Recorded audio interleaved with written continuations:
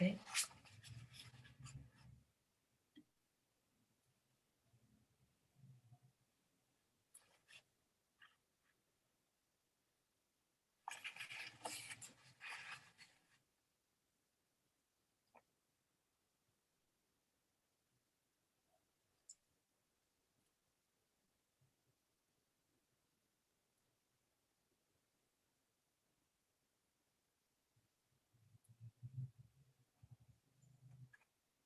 May we start? Yes, the meeting is live on YouTube. You may start. Okay, thank you. So, good afternoon to everybody and welcome to the 7th session of CSL 2021. And the first speaker is Sabine Broda, and the topic is programmers and intersection types. Please, Sabine. Thank you very much. So let me share my screen. Good afternoon. And just put this here. Let me just, okay. So this talk is about pregrammars and intersection types, which are a nice and important expansion to the set of simple types with an enormous expressive power, but this also comes with drawbacks such as the undecidability in general of type checking and inhabitation. So over the years, there have been several studies to identify decidable fragments and then to construct the complexity of those fragments. The fragments were obtained by restricting the set of types by rank, by restricting the admissible type inference rules, and by calculi of bounded dimension were considered, and also systems of non-idempotent intersection types. So in this goal, our major goal here is actually to provide a nice environment for reasoning about inhabitation in the intersection types, and then also illustrate the adequateness of the method by applying it to several problems. So pregrammars were introduced first in the context of inhabitation of simple types, in particular of principal inhabitation, and then there were shown several applications to prove upper bounds for different problems for simple types. Later, a first attempt was made to extend the method to the intersection type system, and in that study it was possible to cover the smaller set of rank 2 intersection types, a restricted fragment, not all the rank 2 intersection types, but still a meaningful fragment, I think. So the approach that we took in that work does not work here, and here we will have to do something different, which I will show in the next slides. So the main contributions here are a representation of intersection types in terms of pregrammars, and also in terms of their by a graphical representation by their dependence graphs. Then we define pregrammar-based rewriting relations that correspond respectively to type checking and inhabitation. The latter relation is used to implement the Weisberg-Beniel style alternating semi-decision algorithm for the inhabitation problem. And in the second part of the paper, we illustrate the usefulness of the framework by revisiting some standard results, extending some of them, and also prove some new results. So, for instance, we show how the notion of bounded multiset dimension by Dudenhefner and Trioff emerges naturally here. and clarify the relation between the two settings. We identify rank independent superset of the set of rank 2 types, for which we also have exponential space completeness. And this is also for interpretation, but also for the counting problem. And then we show some other results in the paper. So the intersection types we consider are given by this grammar here. We have type variables, implications, and intersections. The intersection operator is associative and binds stronger than the implication. And we say that beta I is a component of type if it's one of these betas. When n is 1, then it may be the whole type, but then it is no intersection itself. So the one usual type assignment system is this one here with the usual rules for variables, introduction and elimination of the implication, and also for the intersection. But this did not work for our approach, and so we had to consider an equivalent system. Here we no longer have the elimination rule for the intersection operator, at least not explicitly, but it is by this component relation, it is implicitly incorporated in the variable and in the application rule. And this type assignment system is equivalent to the previous one in the sense that it allows to prove exactly the same sets. The same types can be assigned to the same terms. So our algorithm is to give the usual search, our goal is to give the usual search algorithm a nice representation. And so we look about at the steps in the search algorithm. At each step, the algorithm will work on a goal. I will call this a goal, which is a finite set, finite set of constraints. And here one wants to find a single term M satisfying all these as constraints, which have the particularity that they have all contexts here assign types to the same variable. So they have exactly the same subjects. In such a goal, in our setting will be represented by a pair of tuples. Here we have a tuple in the second position, and the first one is a set of tuples. All tuples here are of the same arity, and the arity is the size of, is the number of constraints in the goal that is represented by this pair. So we assume that each occurrence of a subtype is given a unique identifier, which is denoted by this n here. And then we represent this goal here by this tuple n, which stores in each position the number of, or the identifier of the type that should be given to the term in the first, in the second, and the last constraint. And then we have a tuple here in V for each of the top contexts. No, a tuple for each of the variables. So this one will correspond to variable x1 and will store the types that are given to x1 in the first constraint, the second, and the last. So this is just a different representation of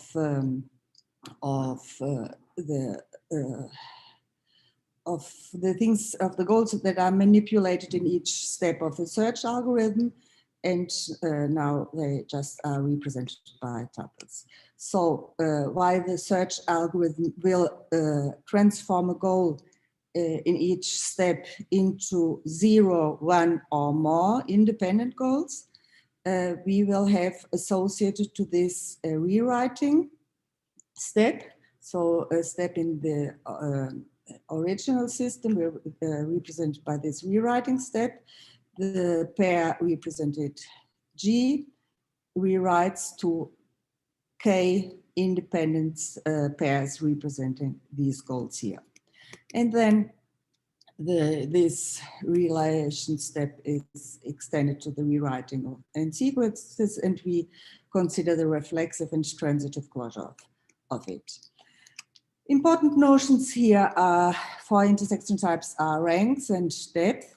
I don't know if depth is so common, but the depth is regards occurrences of subtypes, and it gives us exactly the number of implications in the type to which the subtype occurs to the left.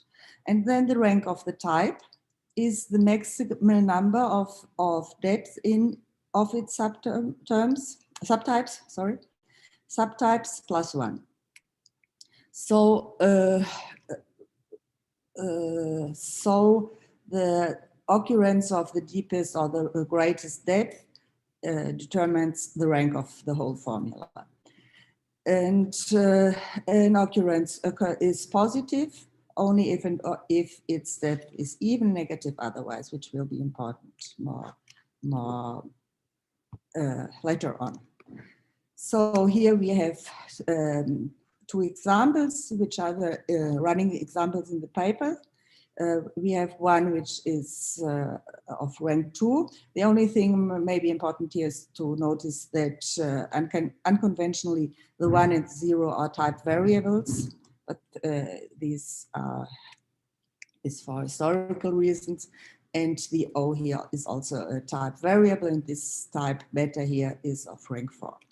So we will come back to them later.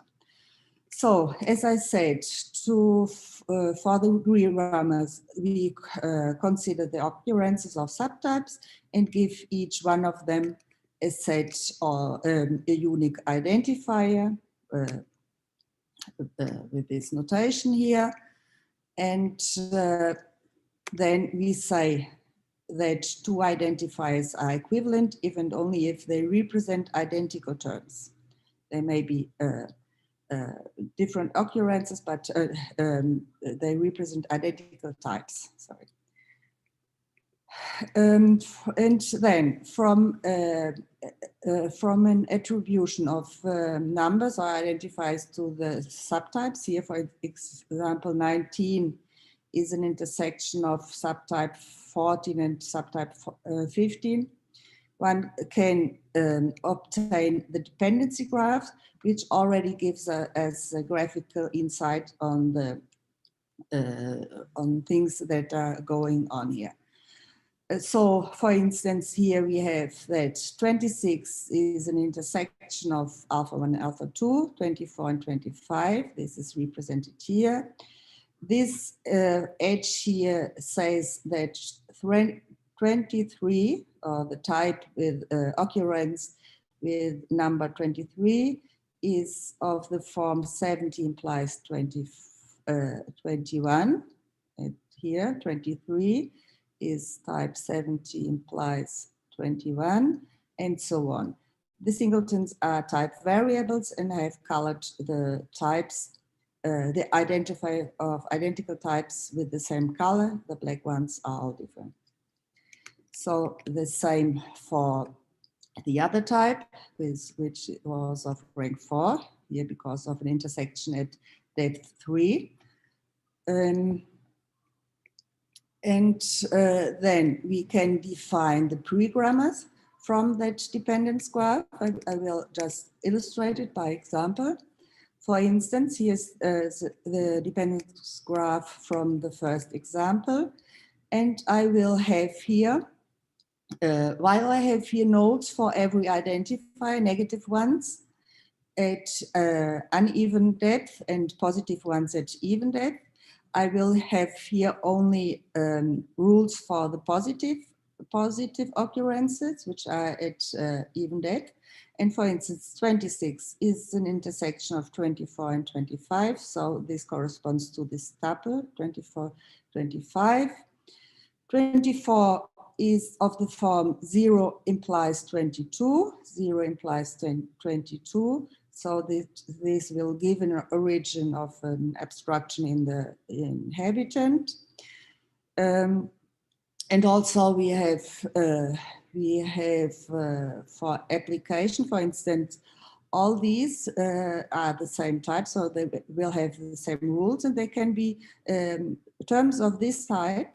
One of these of this type can be obtained by applying a 1923, because we have here the same type variable, and if we can go down from 19, apply 3, and obtain such the same term. We can have a 0, this rule here. This type is equal to an 8, this rule here, and it is also an 18 applied to a term of type 11. So we have this rule here. The same can be done. The same can be done. Here's, for example, 2.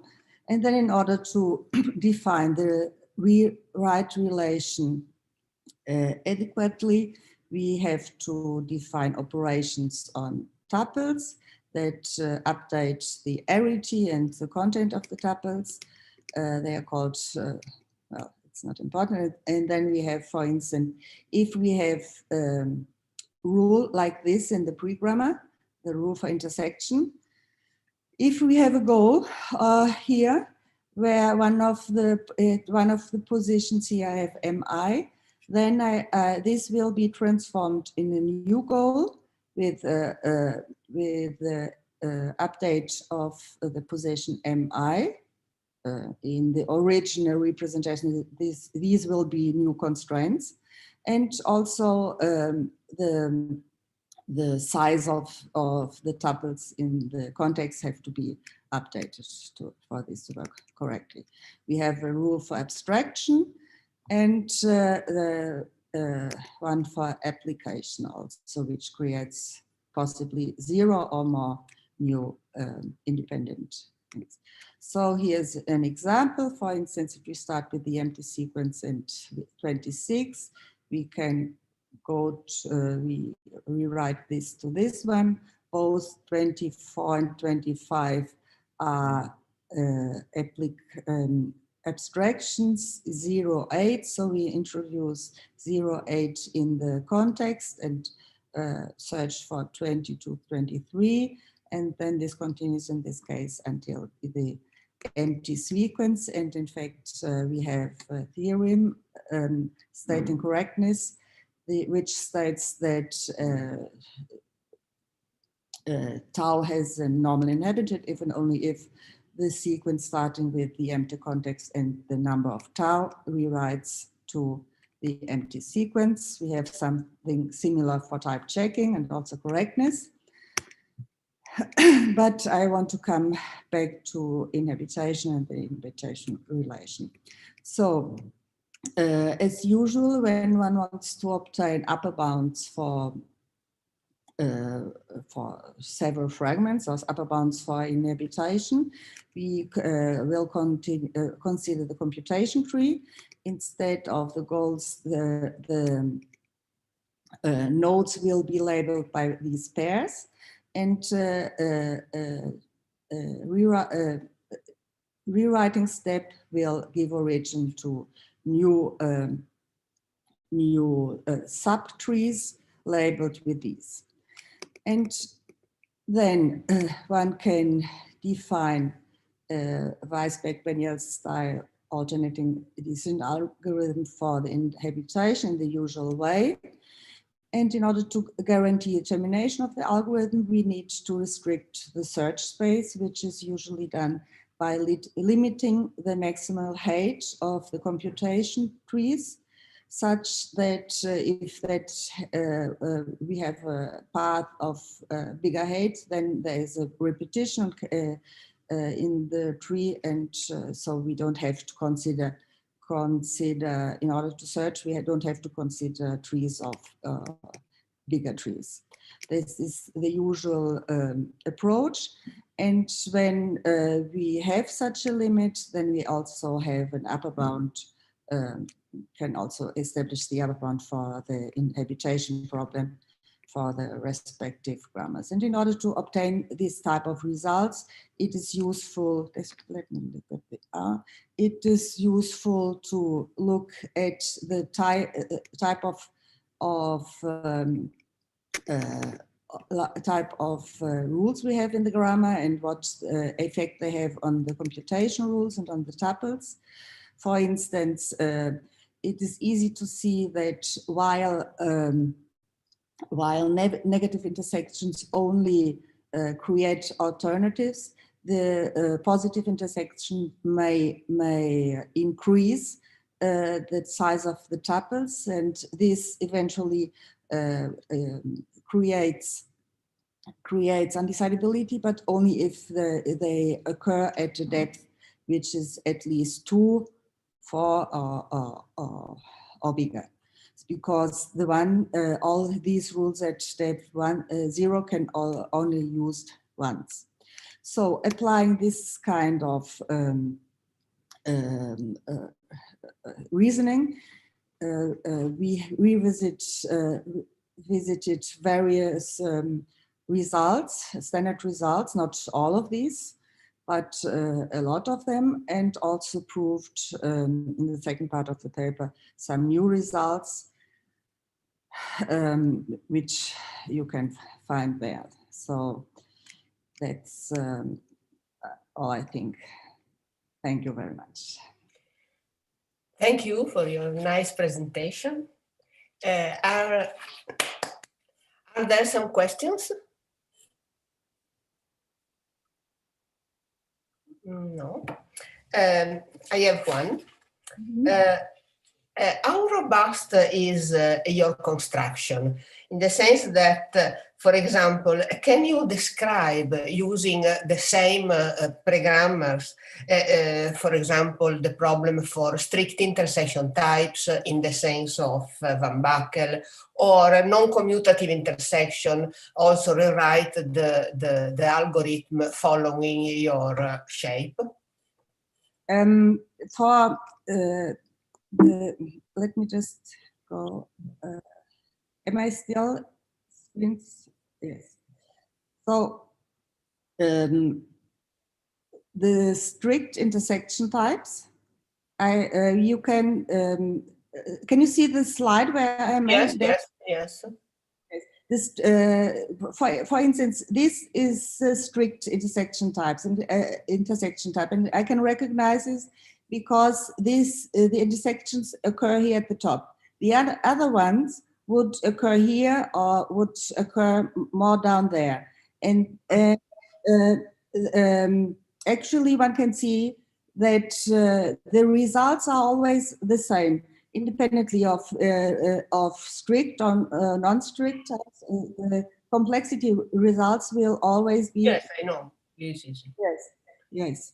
But this was not your question, no?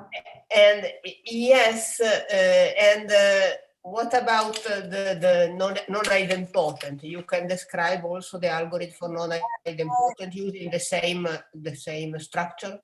No, actually, this is one thing I wanted to look at, but I did not have the time to do that. Okay, thank you. This is on my list, yes. Thank you. Now,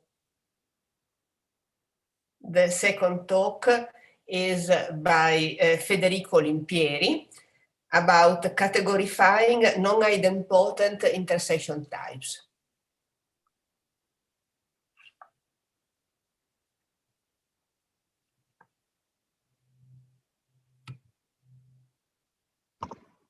Okay, so this is a joint work with Giulio Guerrieri. Can you put the full screen mode, please? Yes, thanks. And I'm going to, okay, this is a joint work with Giulio Guerrieri, and I'm going to start with a small introduction. I will introduce the notion of intersection types and also what we mean with categorification.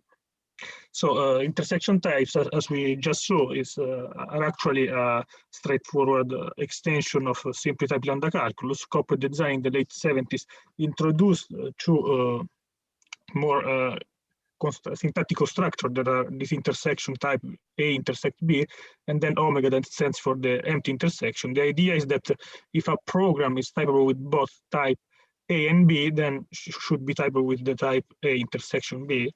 And then one usually impose some condition on this intersection type. For example, you want it to be associative, maybe commutative and idempotent. And but if you don't impose idempotency, actually your system becomes resource sensitive in the sense that the type of your program or term is gonna give you the exact number of times that your program is going to use its input during computation. A very nice feature of intersection types is that they determine a very simple denotational semantics. That is, the interpretation of a program becomes all the contexts and types under which the program is typable, and then this interpretation is stable under program evaluation. Now, this semantic side of intersection type is strictly related with categorical semantics, in particular with the semantics given by sets and relations, linear logic and lambda calculus semantics. So we are in the category of sets and relation. Objects are sets and morphism are just relations between sets. The exponential modality of linear logic is modeled by the multiset construction, that is the free commutative monoid, the underlying set of the free commutative monoid construction over a set. And this kind of semantics is very well studied, and in particular, Daniel de Carvalho in his PhD thesis proved that you can give a syntactic presentation of the relational semantics via an appropriate non-idempotent intersection type system. Now, you can actually relax the hypothesis on the semantic side in the sense that you can consider preorders with monotonic relations. And in this case, you also obtain a straightforward notion of subtyping for intersection types. This was done, for example, by Thomas. And so in this talk, I will focus on a particular calculus, an untyped call by push value calculus that is given as an extension of pure lambda calculus that is called bank calculus.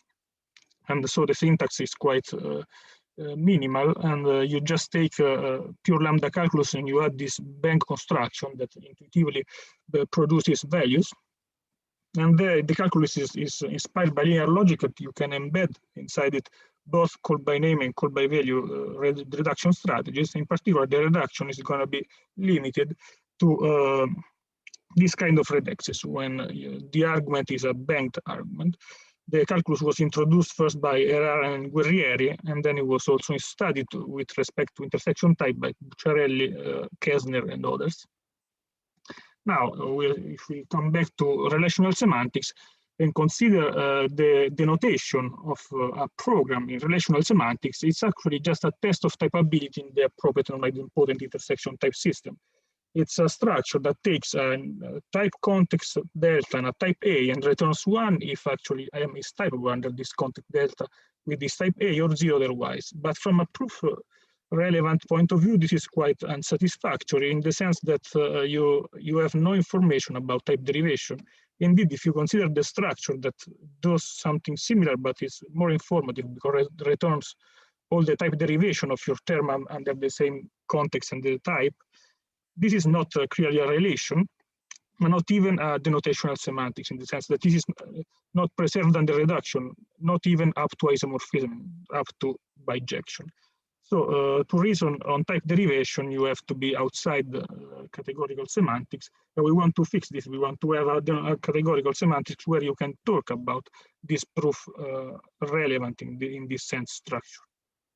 To do so, we are going to perform a categorification process. That is, so we start from this set theoretic or order theoretic word that is preorders with monotonic relations, and then we replace them with categoric theoretic notion. So we replace preorders with categories, monotonic relation becomes distributors or profunctors, and equation becomes natural isomorphism between this kind of profunctors.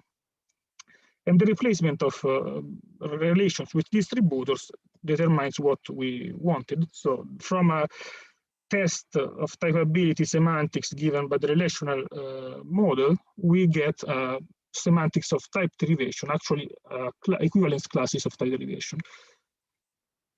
So we build on the work of others. First, the work of Méliès and Zeilberger on type system seen as functors, and the important work of Mazza-Pellissier-Vial on the parametric construction of intersection type rooted in the notion of operand. And the most important one for our work is Tsukada and Sada-Hong, the notational semantics. They gave the notational semantics of lambda calculus in a categorified setting by some kind of linear approximation of lambda terms. Now, I'm going to introduce the categorical structure that where we will give our model. It's called generalized species of structure model. The idea is, okay, in the order theoretic world, we have monotonic relation plus the multiset comonad.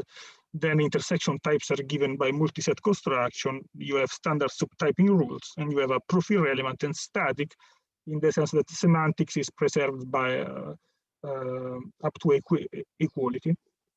While in our categorified setting, we replace really monotonic relation with distributors, then intersection types are given by list construction. These lists are related by morphism in an appropriate category of types. So you have a notion of categorical subtyping, and you get a proof relevant and dynamic semantics. Dynamics in the sense that now the notation is preserved only up to natural isomorphism.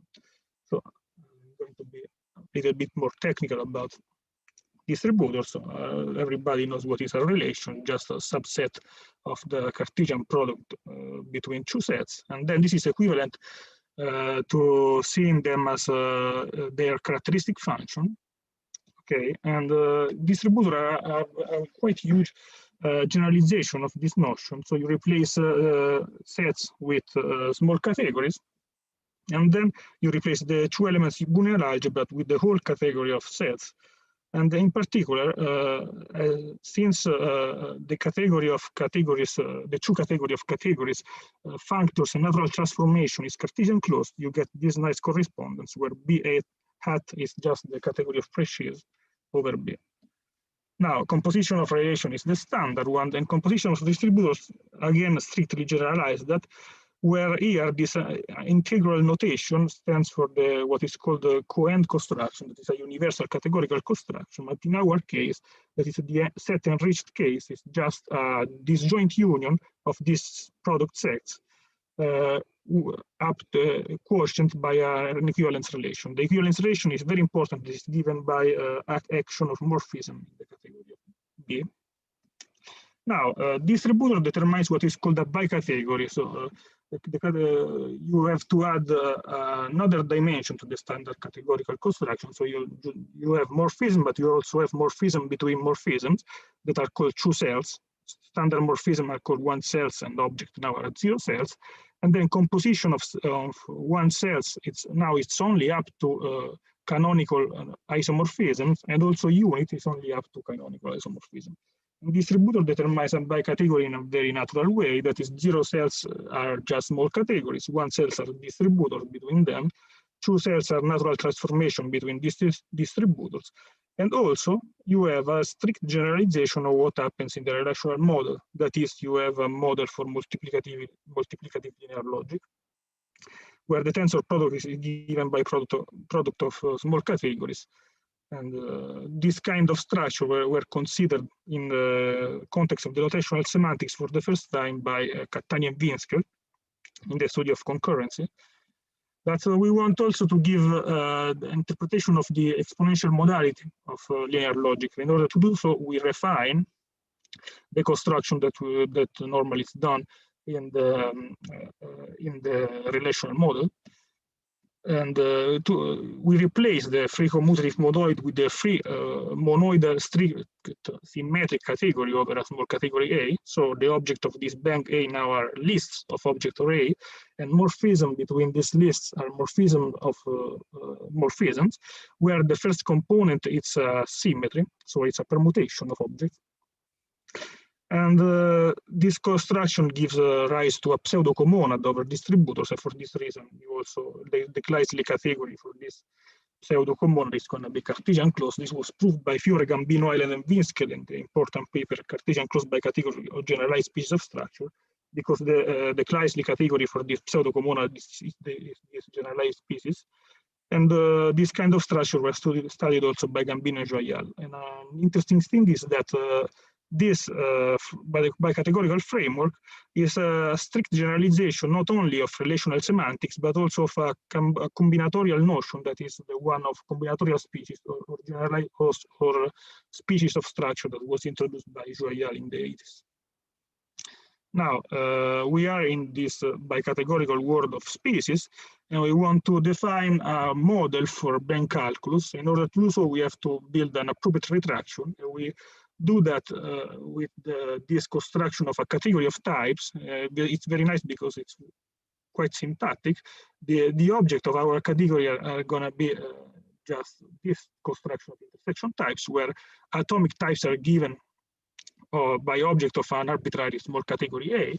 Then you have this implication construction, and the list construction on types gives the intersection. So intersection here are seen as lists of types. And then you have also morphism between types. You have morphism between atomic types that are given by the structure of A.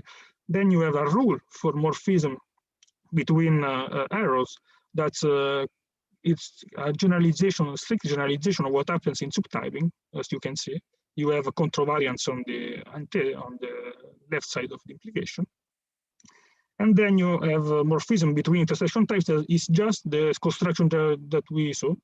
It's given by list of morphism where you explicit a permutation. And this structure determines the appropriate retraction for bank calculus.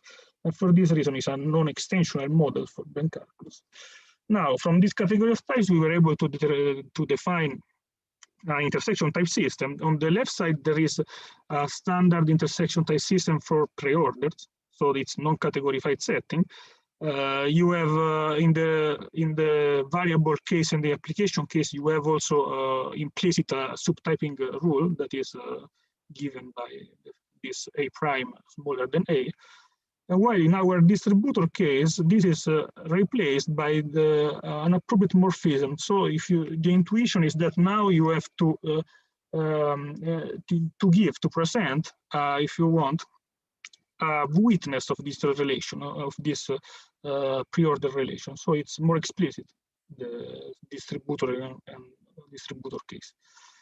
So the notion of morphism between types and then also between contexts determines a left and right action on type derivation. And for this reason, one can define what we call intersection type distributor of a bank term that finally takes the context delta and type A and returns all the type derivation of M under this context with these types up to an equivalence relation. And we have a nice theorem that means that this kind of intersection type distributors are a syntactic presentation of the standard categorical semantics in this framework. And in particular, intersection type distributors are preserved up to natural isomorphism. And so it's a dynamics, the notational semantics, because this natural isomorphism can be seen as reduction of type derivation. We have our model that has a syntactic presentation in the intersection type system, and we want to prove that it can characterize the appropriate notion of solvability for our calculus, that is the notion of depth zero normalization. So to give a little bit of some intuition, this is a depth zero reduction step. That is, you cannot perform a step inside the bank, but only outside it. So here, just you're going to replace X. Okay. And we were able to prove this is completely expected because it's a strict generalization of relational semantics, but still nice. okay, if our term is typable in the system that we defined, then you are going to have your semantics that is non-trivial, and in particular, this is equivalent to being normalizable deep zero. So what we did is we achieved a categorification for the notion of non-idempotent intersection type system. But actually, we have a lot more in the sense that after this work, I was able to give a great generalization of it in my thesis. And indeed, you have that you can determine a parametric categorification in the sense that now the intersection is not strictly non-idempotent. You can also have idempotent or intersection with just weakening or contraction if you want. And moreover, there is also an appropriate calculus of approximant that corresponds to this intersection type derivation via Carry-Howard style correspondence. And so you can have two presentations of the semantics, one with intersection types and the other with these approximants. And I'm currently working, this is a joint work with Méliès and Vaux-Clara. It's early stages research, but quite promising. That is the study of the relationship between this kind of models and the span model of lambda calculus. This is a particular case of a general construction by Méliès of template games models. And this, it's very interesting because could give a link between intersection type semantics and game semantics, but it's still early stage. Okay, thank you. Thank you for your talk. And are there some questions, comments?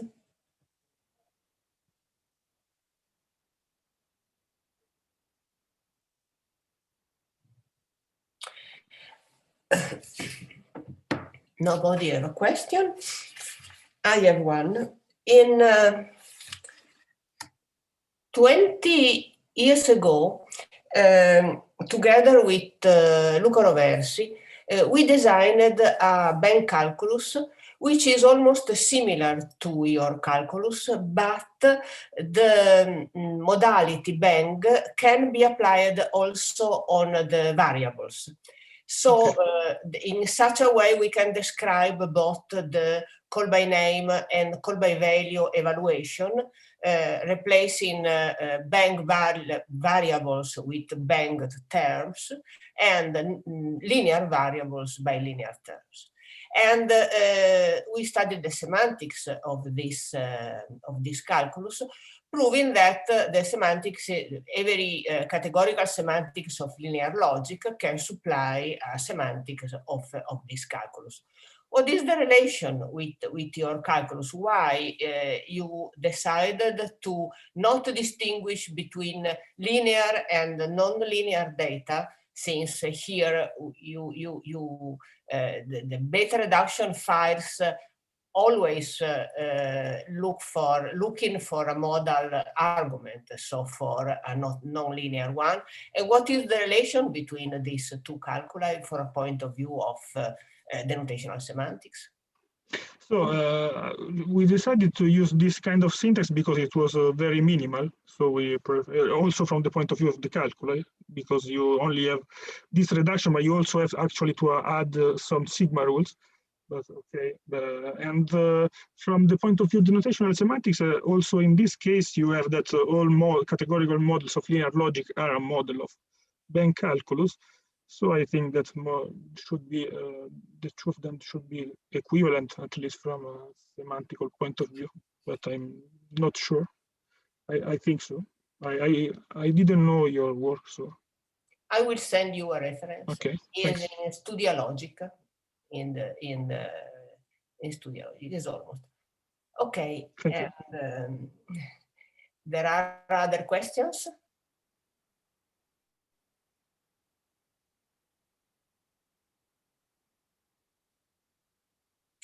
Okay, maybe I did not understand all your talk, since I'm not so expert in the categories, but you proved that the interpretation the notational interpretation. Oh, there is a question by Giulio Guerrieri. So sorry, Giulio Guerrieri can pose his question.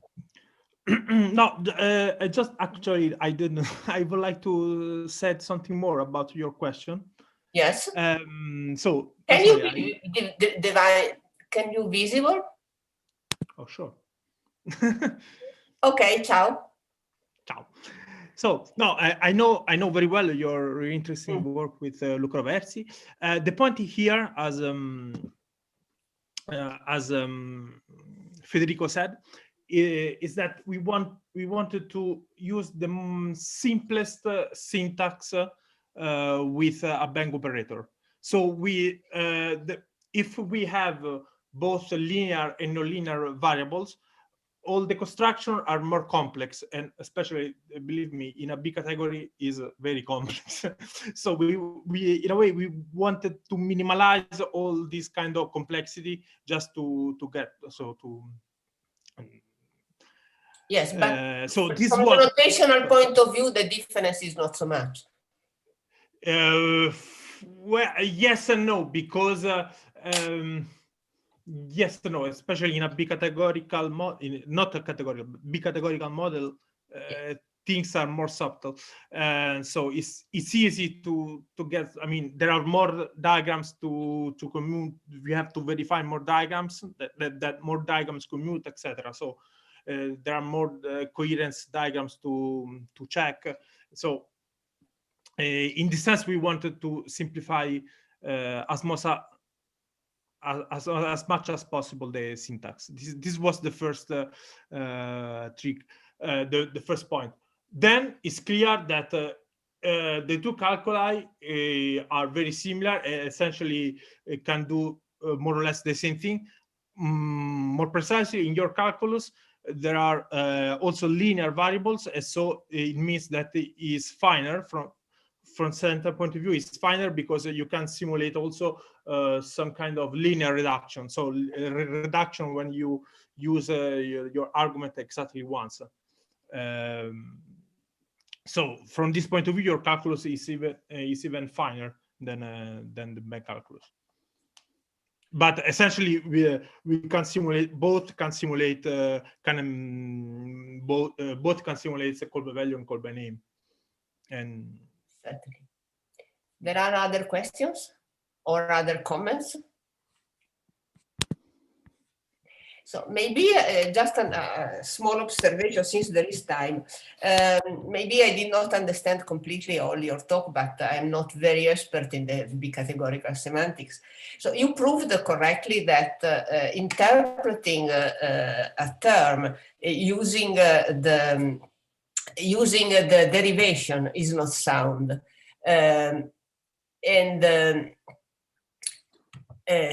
Since is not it does not preserve subject reduction. So while interpreting a term as a pair context type is, as the set of pair context type is sound, interpreting with derivation is not sound. But at the end, you say something like that, at the end you obtain that this interpretation is correct. And so this is obtained by limiting the number of derivation of just thanks to a completely different a linearization of the semantics, in the sense that all is ordered in the semantics. Is this the reason why this is working? Okay, it's both of them actually. It's you have both of them as the reason, because from one point of view, the fact that it's all linearized, so it's rigid, it's very important, because it erases the non-determinism that you had with multi-sex. Yes. And but just this is not enough. You don't have you cannot have this bijection just by rigidification. You also need this kind of subtle quotient. The nice thing is that the quotient is the same one given by completely semantic reason. because it's the quotient given by composition of distributors. And the idea is that, for example, this quotient is gonna make equal through derivation of an application where the function is, for example, typable with A1, the list A1, AK, arrow A, and the other one is just a rearrangement of A1, AK, okay? So you A sigma 1, A sigma K for sigma permutation. These two are going to be equivalent thanks to this kind of... Okay. Okay, so it's both a rearrangement of the derivation and both the linearization on the representation of. Okay, thank you. Now, yeah, exactly. Now it's clear. There is 2 minutes time for maybe another question if some person has another question to pose.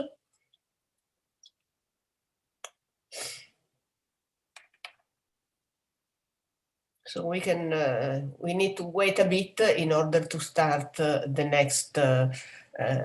next presentation in order to give people time if somebody was, Delia Keshner has a question. Please, Delia.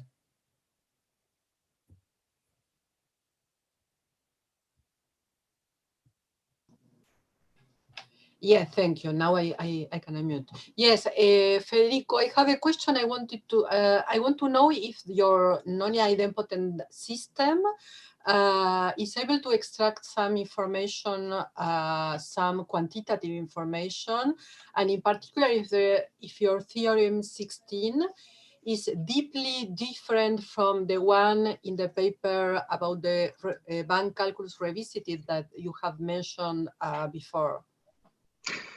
Yeah, so for the first question, yes, you can extract information about the size, for example, of this type derivation. And the nice thing is that you can reason about this completely semantically, because you can see this isomorphism there, and you actually prove that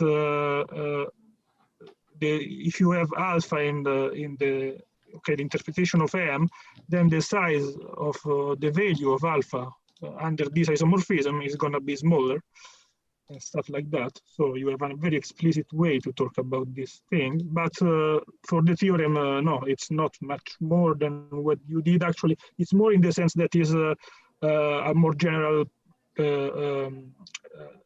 interpretation, because this is actually the generalized species interpretation. So this is generalized relational semantics. But it's a result expected because it's conservative as generalization, if you want. So okay, the nice thing is that we proved it by using the bicategorical structure, and it's more general in this sense, in the sense that generalized species are more general than just relations.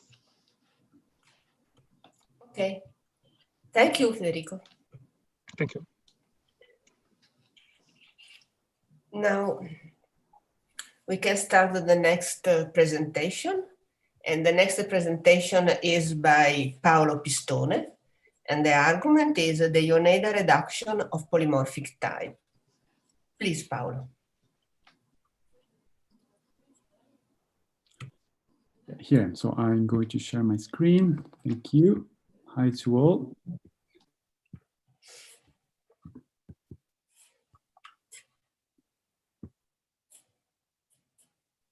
I hope you can hear me well. Okay, it's okay. So, okay, thank you. So yes, here I am. So this is joint work with Luca Tranchini, and I'm going to talk about basically type isomorphisms in the realm of polymorphic types, so system F and X extensions. So first of all, let's just recall what type isomorphisms are in the first place. So in logic, we say that two formulas are logically equivalent when they have precisely the same truth values. But can we say something about formulas that have the same proofs? And under the Carey-Howard correspondence, you know, this is basically the same thing as asking, can we ask when two types have the same programs or the same number of programs up to bijection? And that's why one replaces the notion of logical equivalence with type isomorphisms. And a type isomorphism between two types is basically the given of two functions or two programs between these two types, which must have the property that if you compose them in the two possible ways, what you get is equivalent to the identity program. And when you have this, you have a way to transform a proof of one type into one of the other types, preserving all basic properties of equivalence. And in particular, as you can see from the very definition, the notion of type isomorphisms is highly sensitive on the notion of equivalence that you assume for the programs that you are considering. So let us now come to System F. So System F is basically the simplest language for polymorphism. It's basically simple types plus polymorphism, so quantification over type. So if you want logically, this is second order quantification. And the theory of type isomorphisms for System F, which hold under beta equivalence, or let's say the standard equivalence for programs in System F, is well known. It's quite simple in the sense that it can be finitely axiomatized, and the axioms are essentially the one you see there, and they're pretty much intuitive in a sense.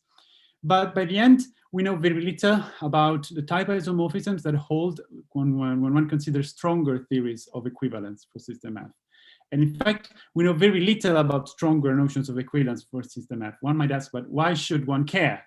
And in fact, this is important because in concrete, in practical applications of polymorphism, one ends up always using or looking for some generalization, for some strengthening of beta equivalence. There are lots of techniques like free theorems and parametricity that have been developed to investigate stronger notions of equivalence for System F, but there are, at the theoretical level, many questions are still open. So we know very little in general about the theories that exist, the theories of equivalence for System F. So to give you like a very simple example, it's well known that finite and recursive data types can be encoded in System F. This has been well known maybe since the birth of System F. For instance, one can encode coproducts, so sum types, or one can also encode least fixed points types inside System F. But it is also well known that the faithfulness of this encoding, so the fact that the encodings preserves all natural properties of equivalence of programs, actually relies on considering stronger theories than just beta equivalence in general. And in fact, as a consequence of that, the fact showing that these encodings provide type isomorphisms, in fact, does not hold using usual beta equivalence, but requires to consider stronger notions of equivalence. What we know is that there exists a maximum consistent theory for System F, which is basically contextual equivalence, but this theory is undecidable and it's very difficult to compute even in very simple cases. And of course, there is like a huge world, sort of wide world of equivalence that live between them, and we know little about that. So even for these very simple kind of problems, a natural question is whether one can find a way to justify the usual encodings inside System F using some decidable notion of equivalence. And more ambitiously, more generally, one can ask whether one can draw somewhere a line between what's decidable and what's undecidable about program equivalence of polymorphic programs. So when things become really and crucially undecidable. Well, of course, this is a very ambitious question, but in this talk, what I will try to show that an approach that to start to answer, to investigate questions about program equivalence by investigating type isomorphisms. In fact, we will be investigating isomorphisms, which are essentially generalize the idea of basically converting the encoding of types inside System F back to their original types. For instance, we will see a sort of we will see a class of type isomorphisms that we will see as a sort of rewriting theory that I mean, you will see by examples, but essentially generalize the idea that I just presented of understanding how the encoding works inside System F. And I give you a spoiler, what's waiting for you there is that we will end up defining a notion of characteristic for a polymorphic type, which is just a very simple way to associate in a type with a measure, which can be used to check whether program equivalence, to say if program equivalence at this type is decidable or or not. Okay, so as the title of this talk says, somewhere there is this Yoneda that comes out. And in fact, the basic idea for the type isomorphisms that we're going to investigate arises from the well-known Yoneda isomorphisms, which are very basic facts from category theory that relate functors and natural transformations. Okay, I just give it then here. We will come to them in a minute. I use the plus and minus just to indicate the fact that a functor is covariant or rather contravariant. And why does this, what does this have to do with system F? Well, a polymorphic program is a program which can basically be instantiated at wish. Okay, so a polymorphic program is between A and B. Is basically, we can look at it as a family of all its possible instantiations. And one might have, one can have the idea of interpreting and seeing this idea of polymorphic programs as some sort of natural transformations in categorical terms. So what does it mean? This means that if you have a type which has positive free occurrences of some variable, and I'm here using the color blue. I will use the color blue to indicate positive occurrences. As you will see, I will use the color red to indicate the negative occurrences. You can see this type as some sort of functor. And when you have a polymorphic program between two functors, between two positive types, that this is intuitively a family of programs that behave the same way. Where behave the same way means at the computational level, just the fact that all these programs are just instantiation of the same program. But semantically, we can interpret this behaves the same way as some sort of naturality condition. Well, all this can be made precise by the so-called using the so-called dinatural semantics of polymorphism. But I will not get here into the detail of the semantic because that does not matter to us. What is important is, on the one hand, is that these semantics capture some properties of program equivalence which transcend usual beta equivalence. And at the same time, what's interesting is that once we have this correspondence between polymorphic program and natural transformations, we can try to see whether the Yoneda isomorphisms translate into something about in the languages of system F. So let's go back to our isomorphisms. We have said that a covariant functor can be seen as a type with positive occurrences of a variable. So we can see the application of a functor as just instantiating the variable with the type. And the home functor can be naturally interpreted in a Cartesian closed category, is interpreted as the arrow type, okay? And finally, we said that the natural transformations are the polymorphic programs. So we can replace the nat with the for all quantifier. And so we get actually an isomorphisms, and we can do the dual operation below, and we get two type isomorphisms in the language of system F, which actually do not hold under beta equivalence, but hold using some stronger theories of equivalence. One can go a step further of that because one can also consider a possibility that the type A is itself a functor. That is, it has positive occurrences of a variable. And what happens in this case is that when we instantiate on the right a variable with x, we have to capture this free variable, and we do this using a fixed point operator. And dually, we get the same thing using the dual operator. So we have the least fixed point operator on top and the greatest fixed point below.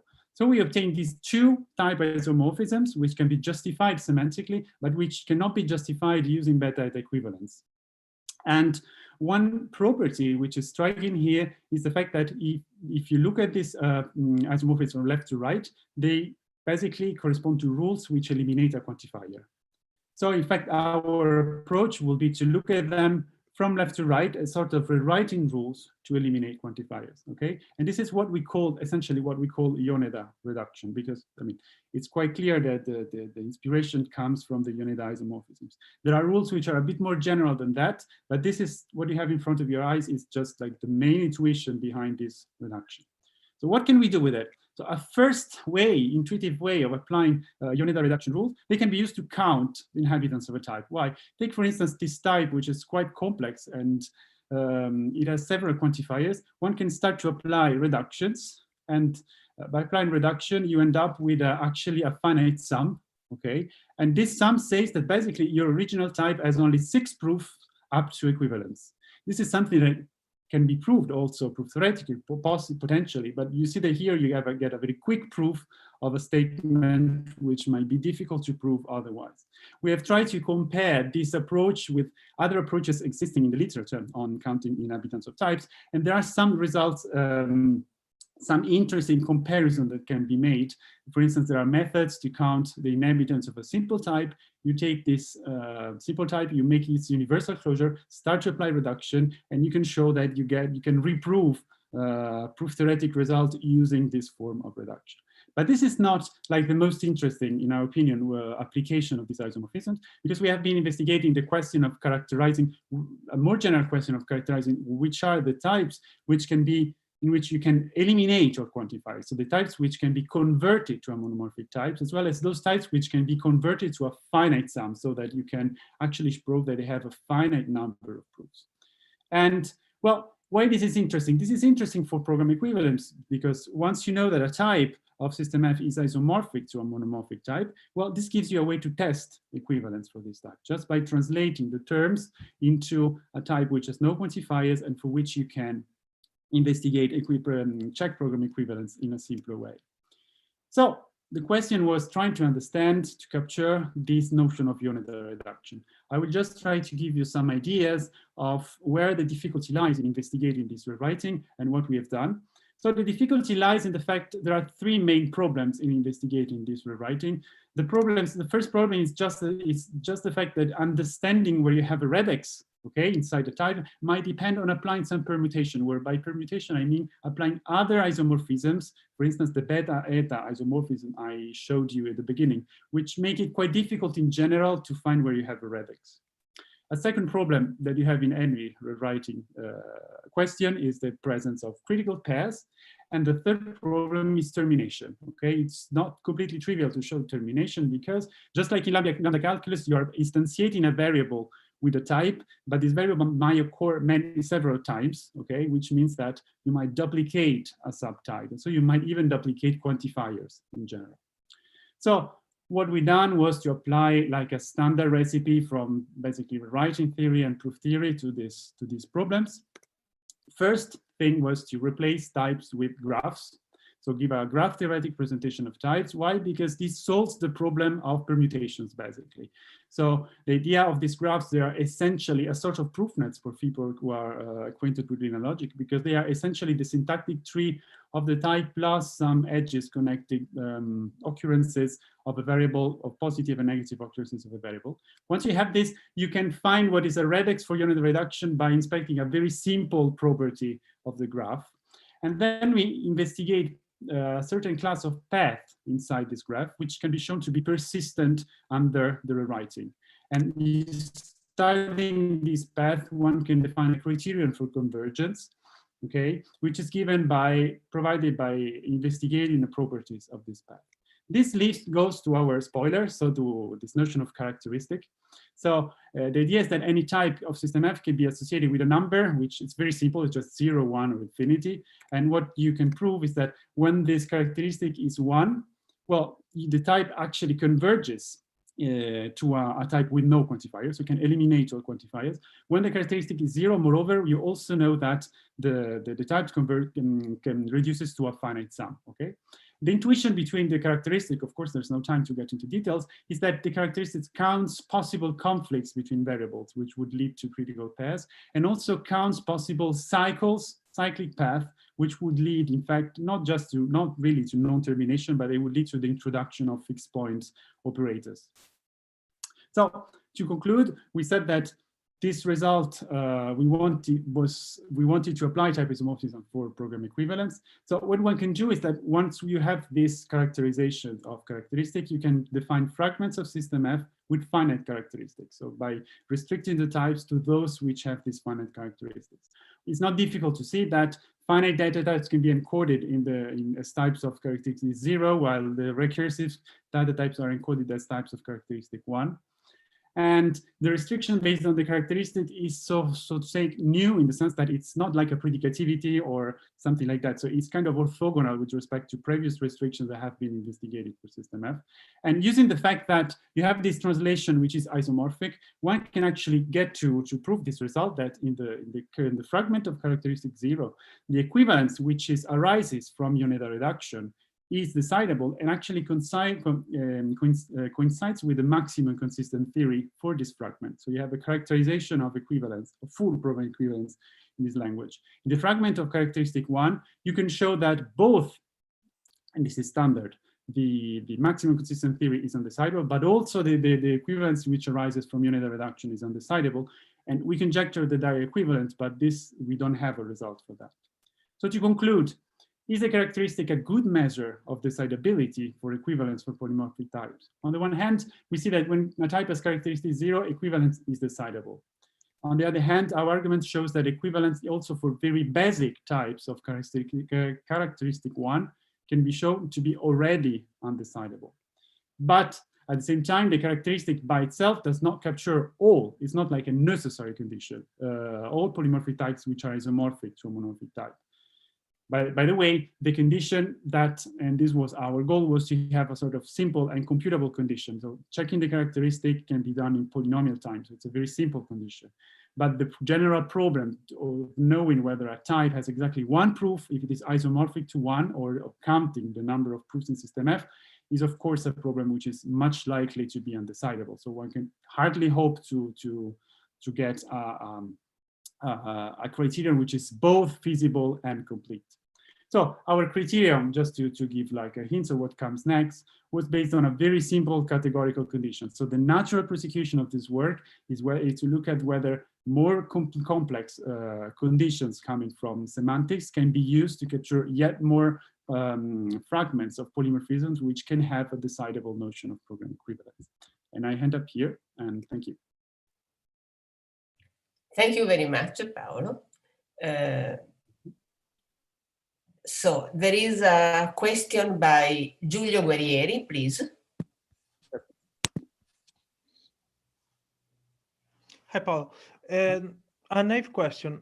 Can you use your machinery to study contextual equivalence between programs? I mean, observational equivalence. Yes. So in the result,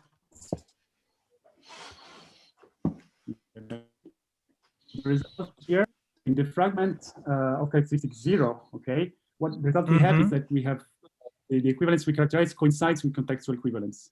Okay, this is actually, this relies on the fact that there is a strong theorem which was proved by Scherer in 2017, that contextual equivalence coincides with beta equivalence in the simplified lambda calculus with finite sums and products. Ah, okay. So in that sense, yes, but you can show that the equivalence coincides. Essentially, the point is that the translation translates this language inside the simplified lambda calculus with finite sums and products, and what we call Yoneda equivalence here coincides with beta equivalence. In the fragment of characteristic 1, this is not trivial at all, in fact. So proving the same thing in this case, this is not trivial at all. This depends on some question about permutations in basically when you reach the simplified lambda calculus with least fixed points operators. And there are certain conjectures in the literature, but there is no, so we miss an important step to get there. So we conjecture this is true also in this case, but we don't have a proof of this. Okay, thank you. There is another question by Bruno Dinis, please. Hi, Bruno. Hi, I wrote it on the chat. Actually, I wanted to know if you know if you have a characteristic for the atomic restriction of the system F. Something. The method we have here is really kind of it doesn't see it's not really about predicativity and predicativity restriction. So the restriction you will get for system FAT, I imagine, so the atomic system F, would be kind of the same. Okay, a question which we don't know in general is whether which is not trivial, is whether the fact that the equivalence that you get by what we call Yoneda equivalence by this sort of categorical operation in system FAT would coincide with contextual equivalence, so with the maximum equivalence in system FAT. This is non-trivial because, in fact, in system FAT, it's so when you take system F, the Yoneda isomorphisms have a natural categorical justification, okay? But this justification, if you want, is impredicative in some sense. So it depends on the fact that your system is impredicative. When you take a predicative subsystem like FAT, you don't have a semantic justification of the Yoneda isomorphism. So in some sense, the Yoneda isomorphism is false in FAT because so if you want to if you take system F, what you have is that the isomorphism I presented at the beginning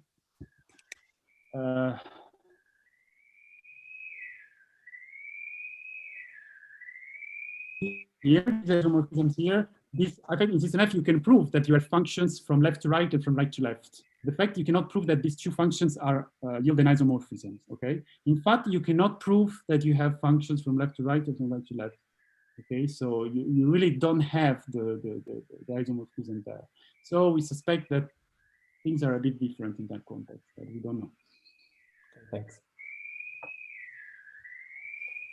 Are there other questions or comments?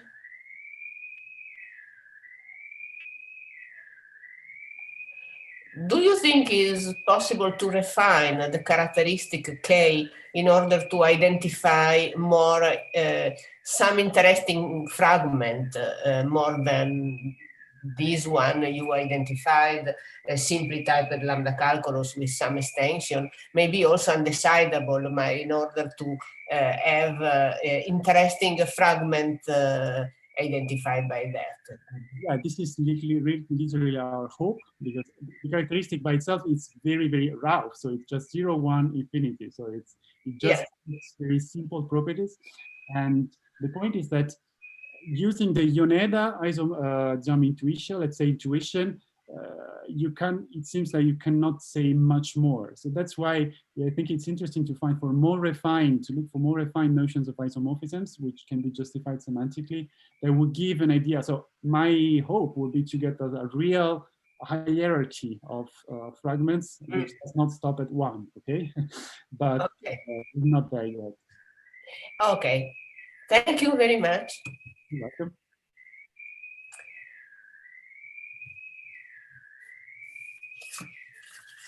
Now, the last talk is by Étienne Miquey, Realizability with Stateful Computations for Non-Standard Analysis. Please, Étienne. Thank you.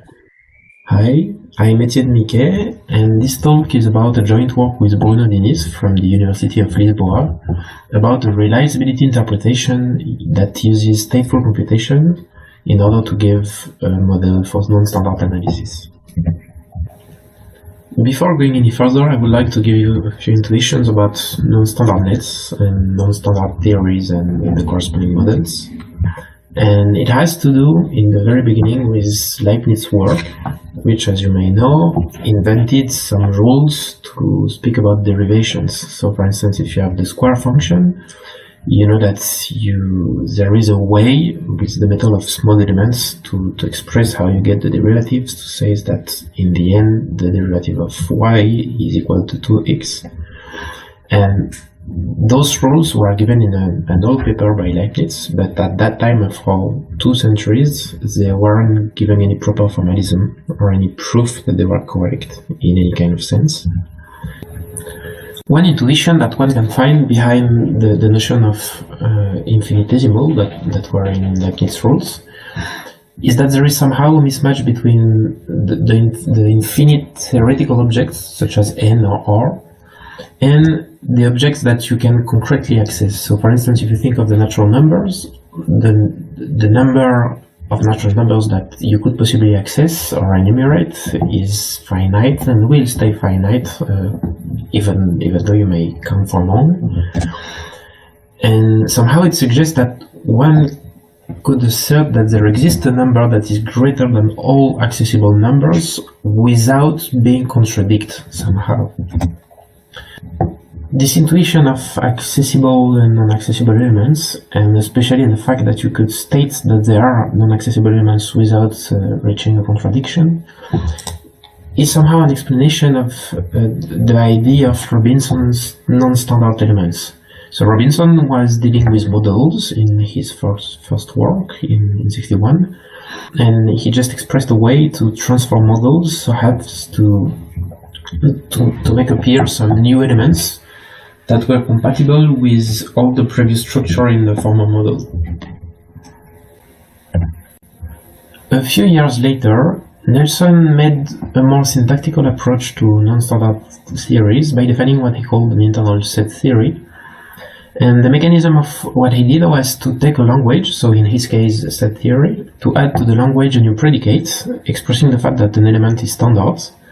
And then it gives you now two classes of formulas, internal formulas that are the formula in the old language, that are somehow dealing with the former model, if you think about the corresponding models, and external formulas that are the one that may use the standardness predicate.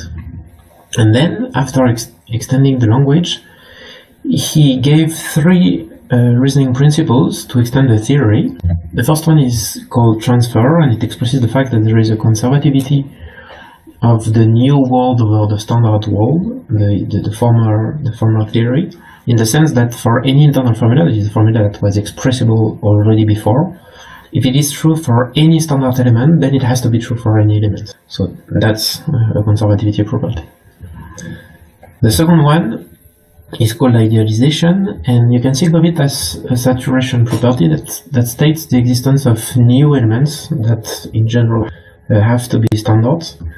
So there are many ways of expressing this, but if you look at this formulation and you take for relation the fact that x is bigger than y, it tells you that since for any segment of the natural number there exists an x which is standard, which is bigger than any natural number in the segment, then there has to be some natural number, and of course it has to be non-standard, that is bigger than any standard element. So this is really a mechanism to construct new elements, or at least to express the fact that there are new elements.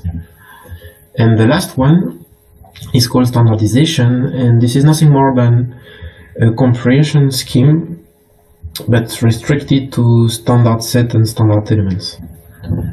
And then you can reason about the new theory and get a lot of property about non-standard elements and so on, and that's the syntactical approach. I now would like to attract your attention to a particular model construction that is due to Lightstone and Robinson, and that gives us a way to construct a model that expresses the existence of non-standard elements and that is even compatible with the former principle that we've been saying. So the idea is as follows. Just start with a ground model and think of a model of the natural numbers to make it simpler. Then take a product of these models indexed by the natural number itself. So it's a huge product, and on each slice of the product you have a model of the natural numbers. And then you can have some new elements in the product. So the former elements are going to be constants, but you can define some sequences, or for instance a diagonal, and after that you take a quotient with respect to an ultrafilter of all these elements. So you have equivalence classes of sequences. So for instance you can see on the picture that the blue one is equivalent with respect to an ultrafilter to the constant 2, but the diagonal is really a new element. And if you take that construction and you interpret individuals as these equivalence classes, then you get something that is compatible with transfer, standardization, and idealization. And this is the construction that we are going to mimic somehow in using a realizability interpretation. The main intuition is that we will use the states to indicate in which slice of the ultra product we are doing the computations. What about previous constructive interpretations of non-standard theories or analysis? Well, there were pioneer works by Murdick, Berggren, and Habigad, and I'm probably saying the names wrong. And there are also several works about variants of Kreiser's modified realizability, especially by Benno van der Berg with Braced and Safarik, and several papers after that. And one important thing about this interpretation is that they are all somehow rooted in Nelson's syntactical approach, insofar as they define some translation and formulas that are giving conservative extension of hating arithmetic, for instance, the non-standard, that are also compatible with the non-standard part of the new theory. In particular, one peculiarity of these syntactical approaches is that they don't give any computational content to Nelson's principle. So, for instance, idealization is made trivial through the translations. In this talk, we would rather define the computational interpretation that relies on Lightstone-Robinson's models construction, and as I said, we will use states to do that. I shall now give a brief introduction to the kind of realizability interpretations our work is built on. How is defined a realizability interpretation? In general, you need three things that are a set of formulas. You can think of it as the types. That may be simple type, second order logic, set theory, whatever you want. An operational semantics, and this might be again many different things, such as the lambda calculus, PCF, combinators, whatever. And then we have to define a formula's interpretation, that is to say, what is the truth value of a formula. And then the main result that connects everything is called adequacy, and it states that you have a mechanism to transform a proof of a sequence into a term of the calculus, and that you can show that if P was a proof of A, then it transformed is actually a realizer in the truth value of A. In this talk, we will be using a lambda calculus typed with second order logic, and we have a simpler way of expressing adequacy, that is that if T is a term of type A, then T has to be a realizer of A. So in detail, if you want to take a look at what the usual realizability interpretation is like, so here I give a syntax of types and terms, which are usual. So you have the lambda calculus extended with natural numbers, successor, recursor, and so on. We have usual typing rules. I didn't give all of them, but those are the usual typing rules, for instance, for the implication and the application, for typing quantifiers, and so on. We give reduction rules, for instance, here the usual one for the beta reduction plus reduction rule for the recursor. And then we have to define realizability interpretation such that the adequacy property is fulfilled. So the definition is made by induction on the syntax of formulas.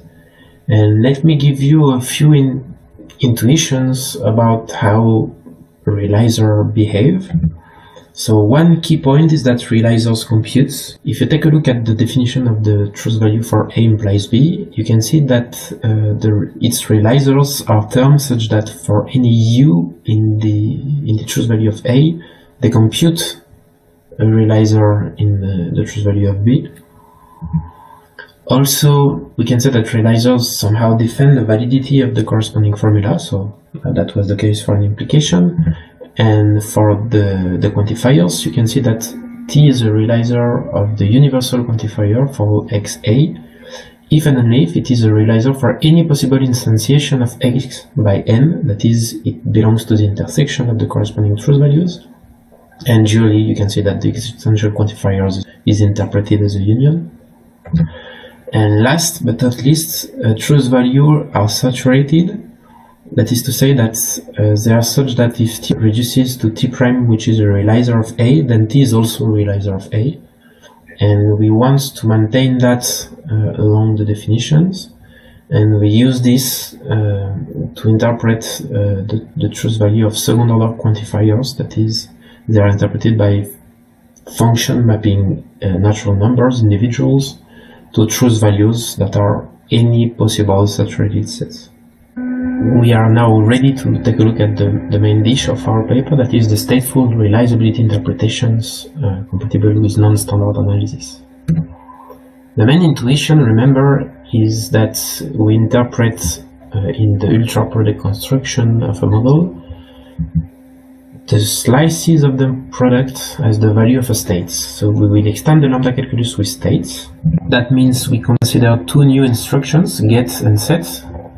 We add the set of states, which is simply a set of natural number. And we also extend the reduction system to take into account the value of the states. So we say that t in the state S above reduces to t prime in the state S below here, if t was reducing to t prime without the state.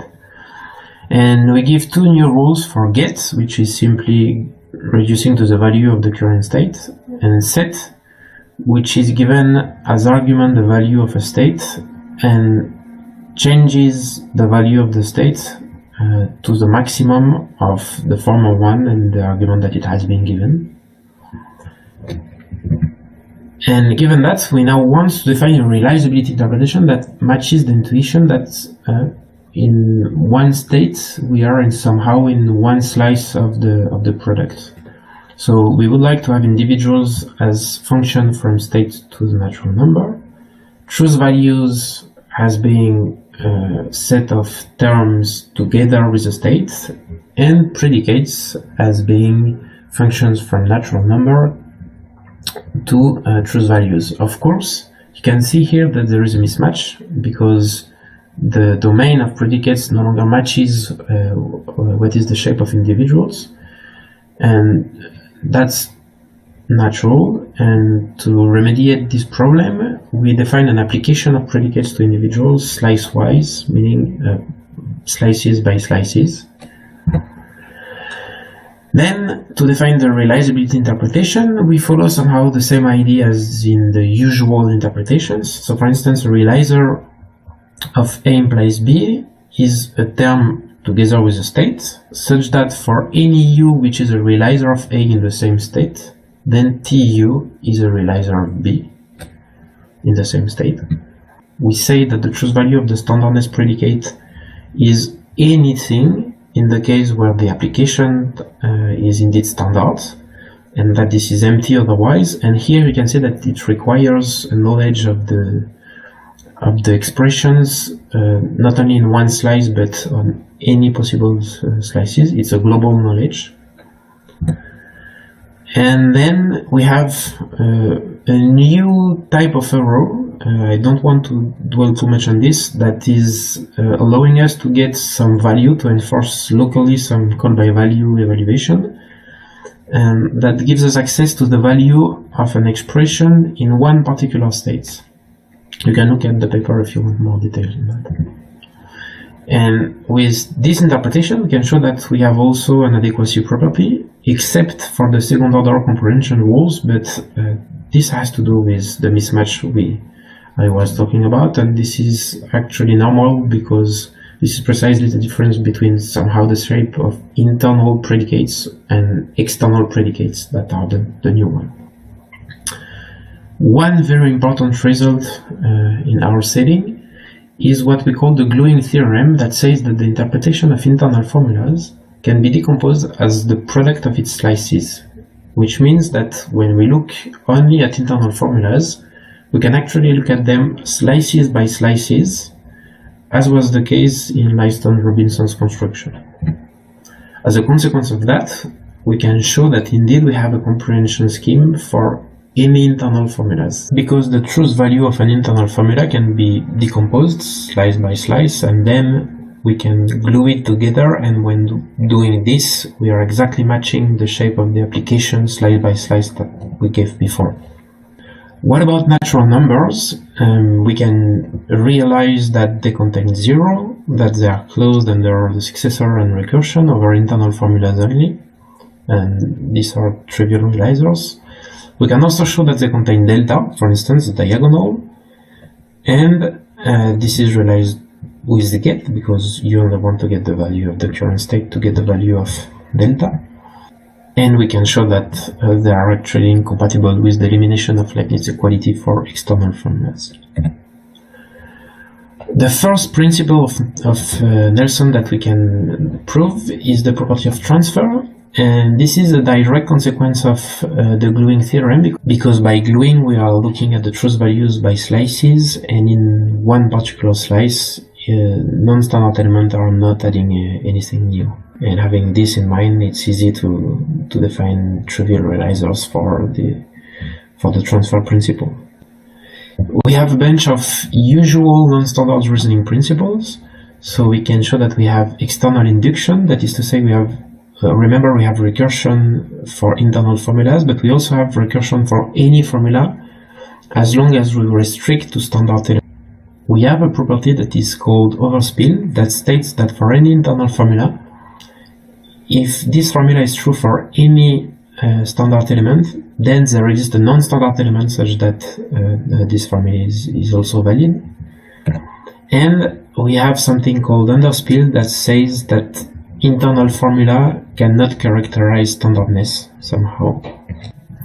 The last and maybe the main result in our paper is that we get a non-trivial realizer for idealization. So let me give you a few intuitions on how it works. Assume you have a realizer of the premise, which tells you that for any standard n, there is a standard x such that for all y standard lower than n, x and y are in relation.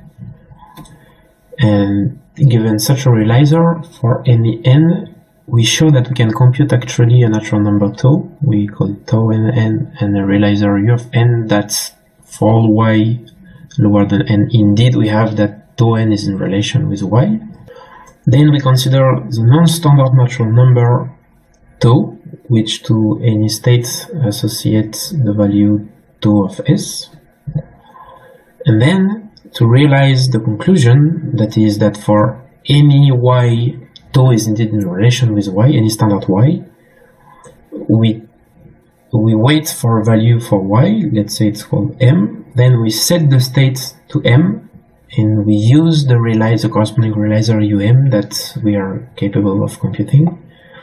And by doing this, we are somehow implementing a diagonalization process insofar as we have a value, we know it's going to be true in some slices in the future, so if needed, we go further in the slices. That would be the same idea if you wanted to prove that delta is bigger than any natural number. For instance, if you want to show that delta is bigger than 5, it's enough to get to a state, to a slice that is bigger than 5.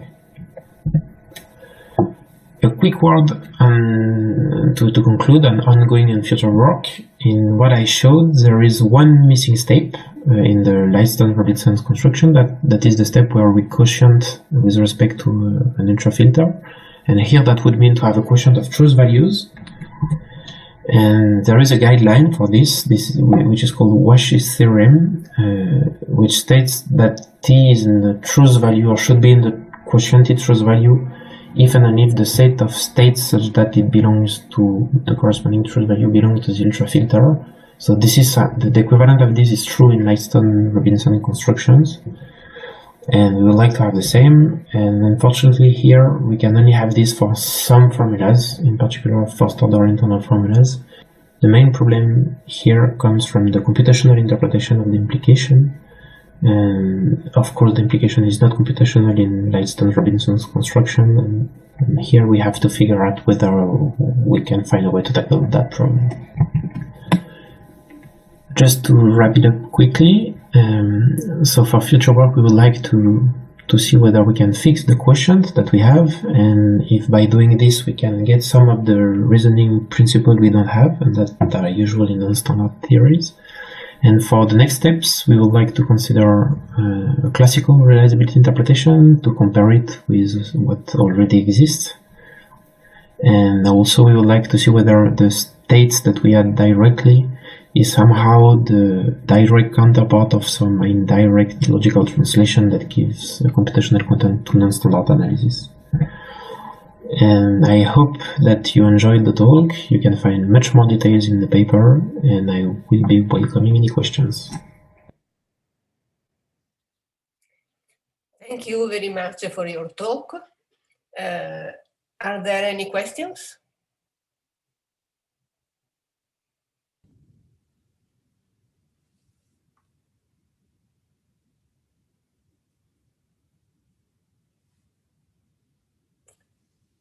I have one quite a small question. I read on the paper that in the call by value restriction, you consider variables as non-values, while in the usual call by value lambda calculus, the variables are values, otherwise adequacy does not work. Can you please justify your choice to me? I did not understand why. Yes, sure. It's because we have a local... I cannot hear, please. Can you... Yes, is it okay? It's better? Yes, yes, now okay. I can. So what I'm saying is that we have a local call by value somehow evaluation, which means that globally we are using call by name, and because of that, the substitution is not stable with respect. I mean, if we were to consider value variable as value after substitution, it's no longer the case. This is thank you very much. There is some more question. No, so thank you again for your talk, and thank you.